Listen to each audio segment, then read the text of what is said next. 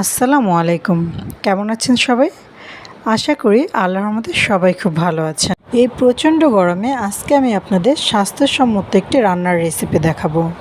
আজকে আমি আপনাদের রান্না করে দেখাবো সজনে ডাঁটা দিয়ে মসুরের ডাল এবং কুমড়ো বড়ি রান্না করা।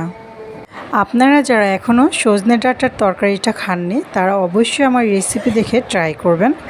আশা করি আপনাদের কাছে ভালো লাগবে। তো চলুন চলে যাই রান্নার মূল ভিডিওতে। সজনে ডাঁটা ডাল এবং কুমড়ো বড়ি দিয়ে রান্না করার জন্য এখানে আমি প্রথমে সজনেগুলোকে ছিলে কেটে ধুয়ে পরিষ্কার করে নেব।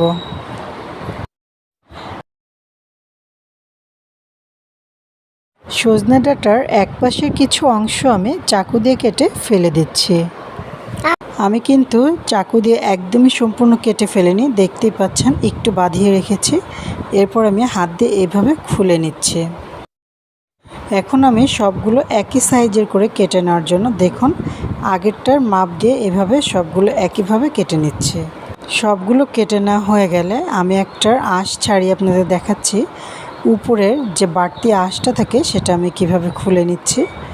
আপনারা চেষ্টা করবেন এভাবেই খুলে নিতে, তাহলে কিন্তু খুব সহজেই পরিষ্কার করে নেওয়া যায়।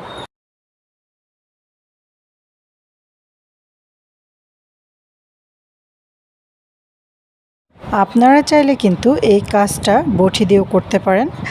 যার যেভাবে সুবিধা হয় সে সেভাবেই এই সজনে ডাঁটাটা পরিষ্কার করে নেবেন।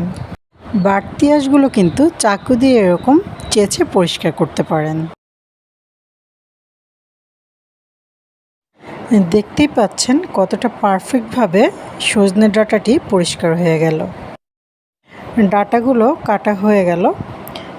এখন আমি এগুলোকে আলাদা একটা বাটিতে রেখে দিচ্ছি এবং আমি যেহেতু ডাল দিয়ে রান্না করব এবং কুমড়ো বড়িয়ে দেবো সাথে, এখন বাকি প্রসেসগুলো করে নিচ্ছি। এখানে আমি আধা কাপের চেয়ে সামান্য কিছু কম মসুর ডাল নিয়েছি। এই ডালগুলোকে আমি এখন ধুয়ে পরিষ্কার করে নেব। মসুর ডালগুলো ধুয়ে নেওয়া হয়ে গিয়েছে। এখন চুলায় আমি একটা কড়াই দিয়েছি। এই কড়াই আমি এখন কুমড়ো বড়িকে একটু ভেজে নেব। এই জন্য কড়াইয়ের মধ্যে আমি এখন রান্নার রেগুলার সয়াবিন তেল দিয়ে দিচ্ছি। এখানে আমি 2 টেবিল চামচ পরিমাণ রান্নার রেগুলার সয়াবিন তেল দিয়ে দিলাম। তেলটা গরম হয়ে আসলে আমি এখন এর মধ্যে দিয়ে দিচ্ছি কুমড়ো বড়ি। এখানে আমি 9-10টির মতো কুমড়ো বড়ি নিয়েছি। এগুলো এখন তেলের মধ্যে আমি ছেড়ে দিচ্ছি। কুমড়ো বড়ি রান্না করার আগে অবশ্যই কিন্তু লাল লাল করে ভেজে নিতে হয়। এতে করে এর কিন্তু অনেক সুন্দর একটা ঘ্রাণ বের হয় এবং খেতেও কিন্তু অনেক বেশি মজা। বড়িগুলো ভাজা হয়ে গেলে এগুলো আমি এখন চুলা থেকে আলাদা একটি পাত্রে তুলে নিচ্ছি। দেখতেই পাচ্ছেন এটার কালারটা কিন্তু অনেক বেশি সুন্দর এসছে। এখন আমি এই একই তেলের মধ্যে পেঁয়াজ কুচি দিয়ে দিচ্ছি। এখানে আমি মাঝারি সাইজের 2টি পেঁয়াজ কুচি করে নিয়েছি। এটা এখন আমি হালকা ব্রাউন করে একটু ভেজে নিব। এখানে আমি আরও দিয়ে দিচ্ছি রসুন কুচি 1 টেবিল চামচ। এখানে আমি আরও অ্যাড করে দিচ্ছি 10-12টির মতো কাঁচামরিচ ফালি। সবগুলো উপকরণ দেওয়া হয়ে গেলে আমি এগুলোকে নেড়েচেড়ে কিছুটা ভেজে নিচ্ছি। একদম ব্রাউন করে ফেলবো না, হালকা একটু নরম হয়ে আসলে এর মধ্যে আমি ধুয়ে রাখা মসুরের ডালগুলো দিয়ে দিব। হালকা করে ভেজে নেওয়া হয়ে গেল। এখন আমি মসুরের ডালগুলো দিয়ে দিচ্ছি।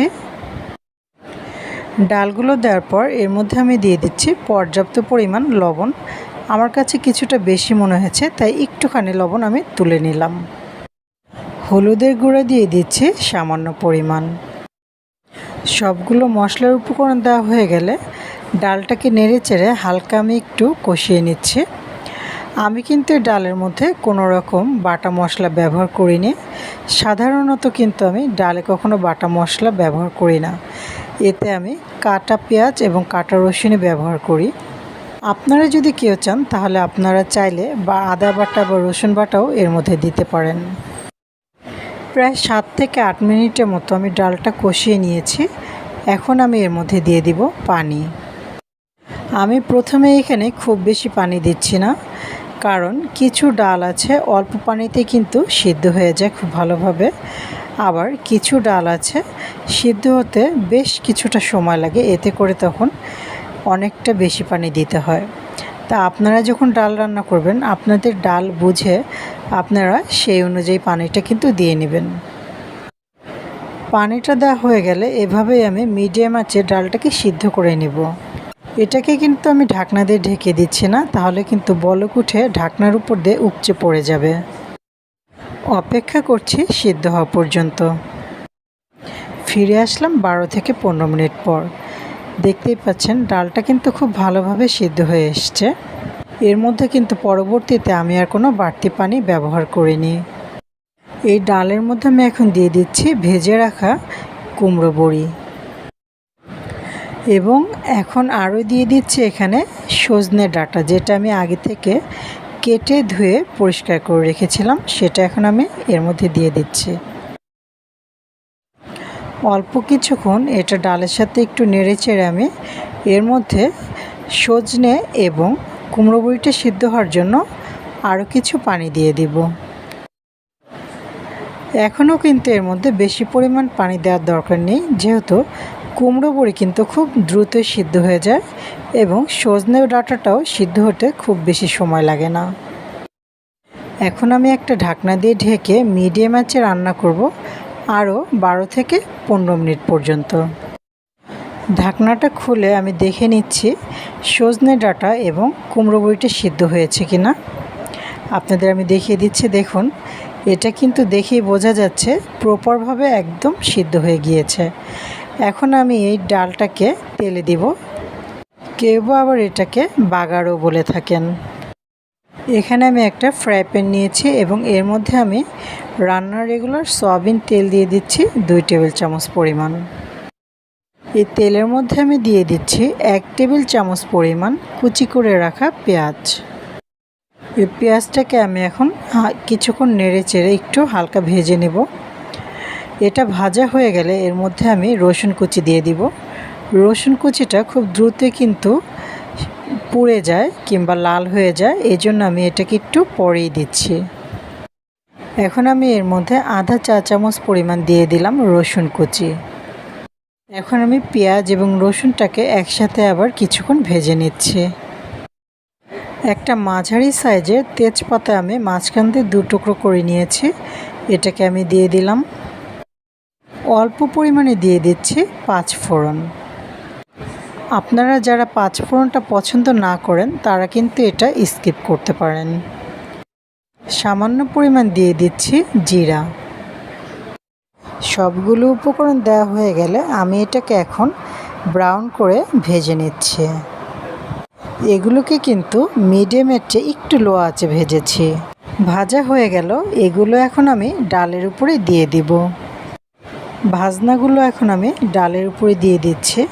তবে আপনারা যদি কেউ চান তাহলে কিন্তু সরাসরি যে কড়াইয়ের মধ্যে এই ভাজনাগুলো ভেজেছেন সেটার উপরেও ডালগুলো দিয়ে দিতে পারেন, তবে এতে করে গায়ের উপরে তেল ছিটে আসার সম্ভাবনাটা বেশি থাকে। আর এভাবে যদি ডালের উপরে আপনারা ভাজনাটা দিয়ে দেন তাহলে তেল ছিটে আসার কোনো রকম সম্ভাবনাই থাকে না। এখন আমি এই ডাল এবং সজনে ডাঁটার সাথে ভাজনাগুলোকে ভালোভাবে নেড়েচেড়ে মিশিয়ে দিলাম। এখন আমি সজনে ডাঁটার ডালটা চুলা থেকে নামিয়ে নিচ্ছি।